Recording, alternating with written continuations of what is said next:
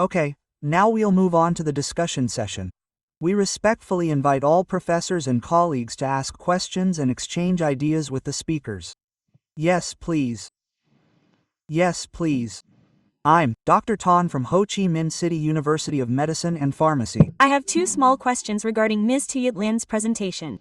The first question is, in the GINA guidelines, it is recommended that when we have good asthma control, we should reduce the dosage of ICS, inhaled corticosteroids, as needed. However, the initiative from the Ho Chi Minh City University of Medicine and Pharmacy suggests intermittent treatment, meaning immediate reduction.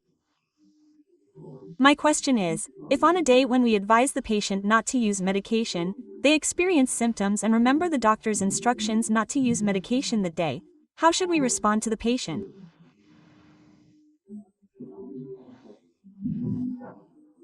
My second question is, I haven't read the 2025 GINA guidelines, but I'd like to ask whether the term asthma COPD overlap syndrome is still used or if some authors say it's no longer acceptable.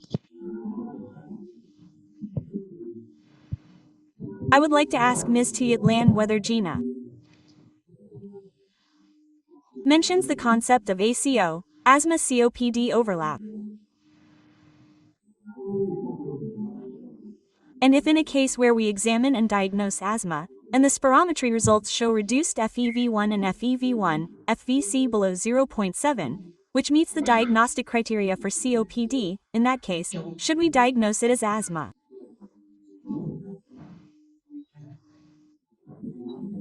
COPD, or use a different term?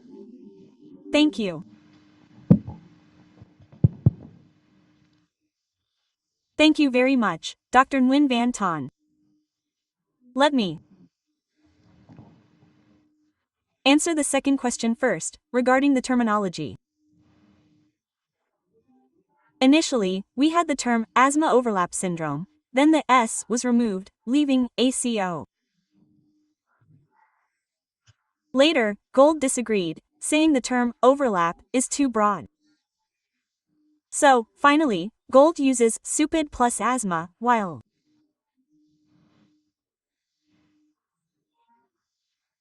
GINA still retains the concept of patients with COPD having an asthma component. The important point here is that first and foremost, these are COPD patients, not asthma patients. A COPD patient with the following criteria should be considered to have asthma. Firstly, they have been previously diagnosed with asthma by a doctor. That is, if one doctor says asthma and another says COPD, we should be concerned. Secondly, the patient has eosinophils above 300 cells per microliter. And thirdly, FEV1 increases by 15% and 400 milliliters after a bronchodilator test. This group of patients will be called COPD patients with an asthma component. That is the final terminology from Gold 2025. The important point here is that people are afraid that COPD patients will not be recognized as having an asthma component and will not receive ICS treatment. I myself have seen patients stop taking ICS and then have an asthma attack. Therefore, the very important thing about COPD plus asthma is that you give the patient ICS, regardless of the group. Secondly, regarding mild asthma patients.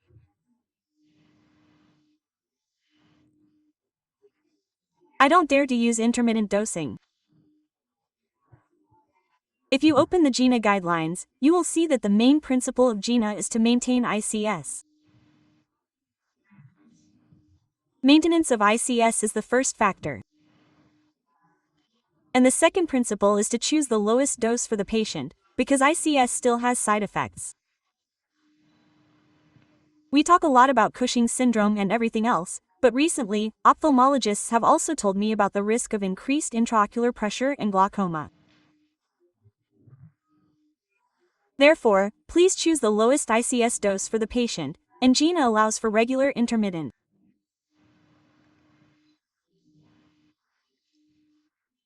use. And this morning, as I presented, 40% of asthma patients do not correctly perceive their shortness of breath. This is very dangerous, especially dangerous for men, who have poor perception of their symptoms, which can lead to death. Therefore, the University Medical Center will be reducing the dosage. For example, at level 2, the lowest daily dose of ICS, such as fluticasone 125 micrograms per day, or ICS plus formoterol once a day. And as GINA said, we will reduce the dose after 3 months, but always, reduction is an attempt to reduce, an attempt to reduce. So, please doctors, pay attention. For example, we will say that now we will go down to 246 on Sunday, but we must monitor for 3 weeks to see if the new dose is stable. If not, return to the old dose. So it's very individualized, very safe. We are currently having a doctor, a master's student, working on this, probably with several hundred patients with mild asthma, and the doctors ask, especially the question about 1 puff of medication per week, what does that still mean? Now we see that the asthma is in remission. Before deciding to give the patient 1 puff of medication per week, we have the patient undergo X-ray, spirometry, respiratory oscillation testing, and phenotesting. That is, ensuring that everything is completely in asthma remission and giving the patient 1 puff of medication per week. ICS plus SA3 or ICS plus formoterol. So what is the significance of 1 puff a week now? Now the asthma is in remission, the inflammation is gone, but why still use it? Because asthma is not curable. GINA also said that asthma remission does not mean that asthma is completely cured. Therefore, you still have to maintain it. That is the first thing. The second thing is to tell the patient that asthma is not curable, so you must maintain it. And the third thing is, if the patient's condition worsens, we already have medication ready to increase the ICS dose 4-fold and have rescue medication. I strongly oppose the idea of waiting until patients die because they don't feel the symptoms, even doctors. Therefore, I hope that our doctors will use a proactive approach to prevent attacks instead of waiting for an attack to occur before intervening. Thank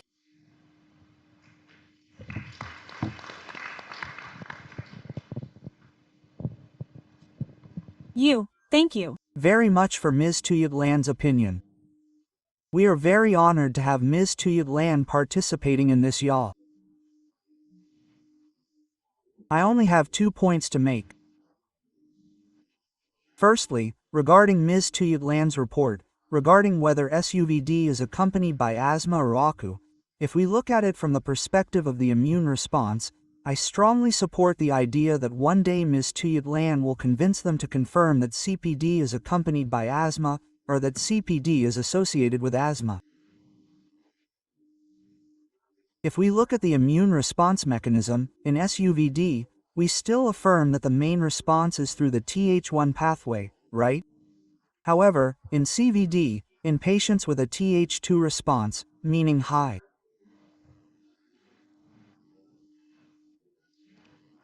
IL-4, IL-5, IL-13, in that case, we must confirm that it is SUVD, but with both responses, and the external manifestation is high E or increased eosinophils.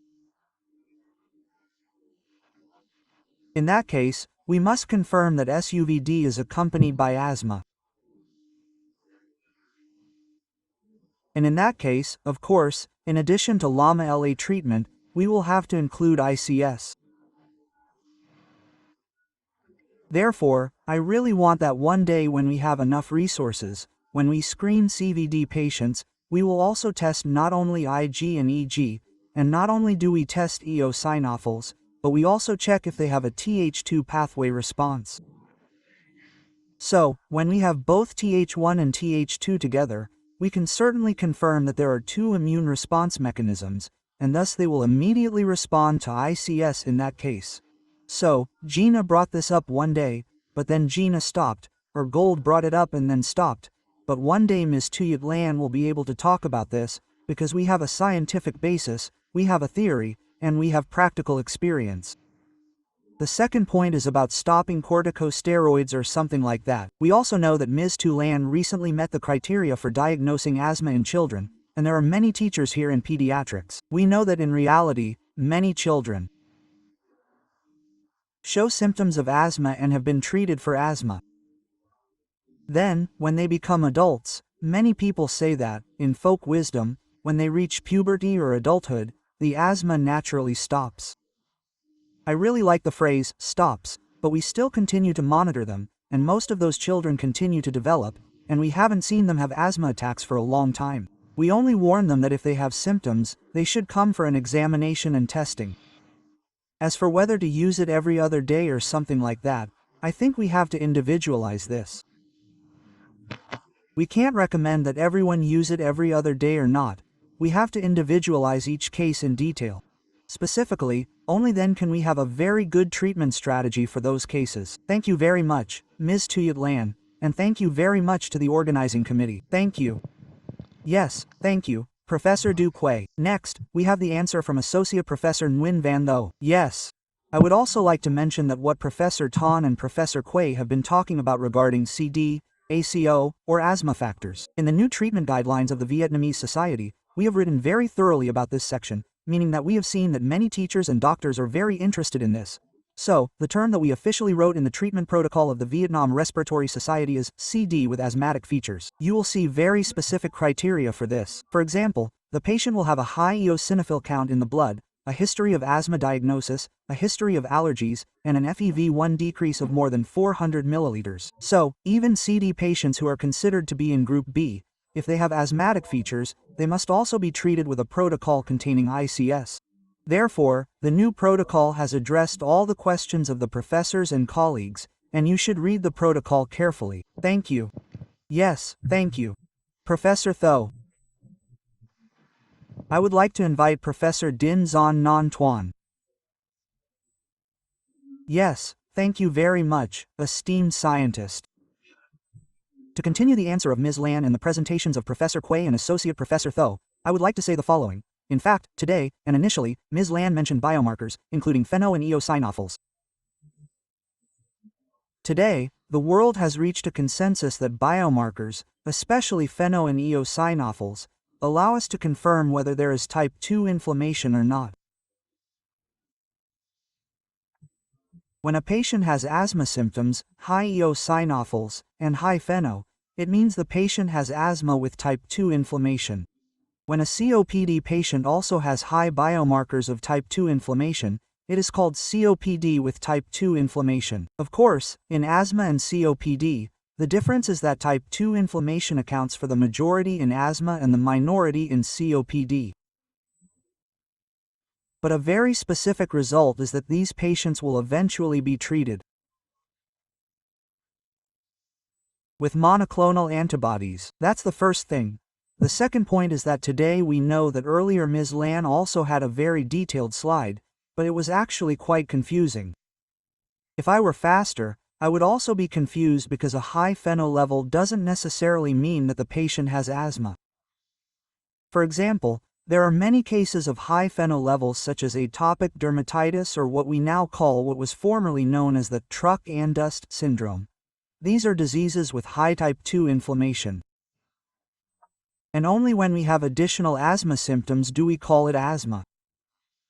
Conversely, there are cases where pheno is low but the patient still has asthma as usual. In those cases, Professor Quay, Ms. Lan, and Dr. Tho all know that these are cases of non-type 2 asthma, or what was formerly called Th1, meaning inflammation related to neutrophils, not eosinophils. And if we want to get a little more complicated here, Professor Tho, Ms. Lan, and Dr. Quay have many patients with clear type 2 inflammation but also high pheno levels. However, these patients are not properly evaluated by pheno or eosinophils. Why? Because today, as Ms. Lan mentioned earlier in the Oracle 2 study, a biomarker only gives us one piece of information. To give a typical example, two patients both have high FeNO levels, but one patient simultaneously has GINA level 5 clinical symptoms, reduced respiratory function in the past year, and an exacerbation. For that patient, FeNO or eosinophils will provide us with very necessary information. At the same time, that patient also had high FeNO or high eosinophil count, but in the stage where the asthma had regressed or was under control, those biomarkers would decrease, reducing the specific clinical information they provide. And finally, GINA 2025 is actually based on research published in 2023 and 2024. And today, some studies show us that in the future, we will measure FeNO and eosinophil count simultaneously. Doctors also need to pay attention to other things. FeNO and eosinophil count should be considered together with clinical signs. And finally, regarding eosinophil count, today we have two thresholds, a low threshold and a high threshold, 150 and 300. Perhaps the future threshold will only be one threshold, 400. Above 400 belongs to the group of patients with eosinophilic inflammation, definitely with type 2 inflammation. Below 400 are patients who may have allergies. And in the past, Armin said that intrinsic and extrinsic asthma originated from there. That is some of the latest information that I would like to share with the professors and colleagues.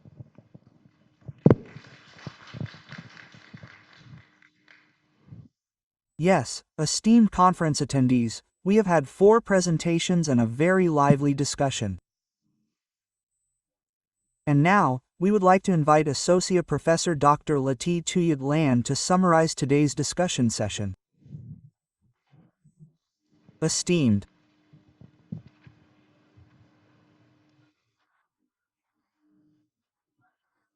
Conference attendees, we would like to sincerely thank the speakers for preparing their presentations so thoroughly to update the conference with all the latest information from the past year. Regarding the section on asthma, we would like to reiterate that we should pay attention to the biomarkers that GINA first introduced for diagnosis, treatment, and monitoring. Please carefully read the section on asthma in 5-year-olds and pay attention to asthma remission. It is important to emphasize that asthma remission does not mean that the asthma has been cured. In the updated guidelines for diagnosis and treatment of COPD, the articles are very detailed, and doctors have been given a book in the conference bag, so please refer to it as it also serves as a legal basis for our use. Regarding pulmonary embolism, the new points in diagnosis and treatment were presented by Associate Professor Dr. Hoàng Bùi Hải, who informed us about new diagnostic methods, new treatment standards, and the need for comprehensive treatment. We are especially impressed by the network of experts using information technology to provide assistance to hospitals in lower-level areas.